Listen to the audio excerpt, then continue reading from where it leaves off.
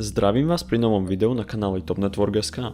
Všetci poznáme niekoho, kto si rád puká prsty alebo komu neustále praská v kolene. Ide o niečo škodlivé? Dnes by sme vám radi vysvetlili, čo spôsobuje tento zvuk a či by sme sa mali praskaniu prstov vyhýbať.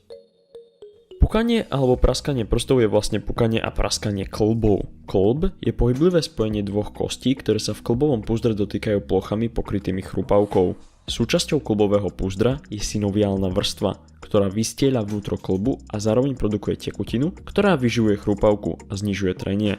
Keď hýbeme kĺbom, tak vzniká vo vnútri púzdra podtlak, do ktorého sa dostanú bubliny oxidu uhličitého a kyslíka z okolitých membrán. Tieto bubliny potom pri inom pohybe prasknú a vznikne hlasný zvuk. Nejde teda o nič neprirodzené. Je teda úmyselné pukanie prstov škodlivé? Veľa ľudí si myslí, že pukanie kĺbov môže viesť k problémom s kĺbami, ako napríklad artritíde alebo artróze. Tento mýtus sa najprv snažil vyvrátiť doktor Donald Unger, ktorý si počas celého svojho života praskal prsty len na ľavej ruke.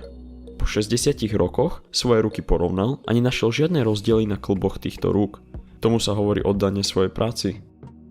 Našťastie, mnoho štúdií s väčšou vzorkou zopakovalo tento pokus a všetky dospeli k záveru, že ľudia, ktorí viac praskajú svoje ruky, nemali vyššiu šancu na vývoj artrózy.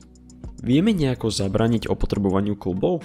Kĺby sa vekom opotrebujú a často strácajú svoju regeneračnú schopnosť.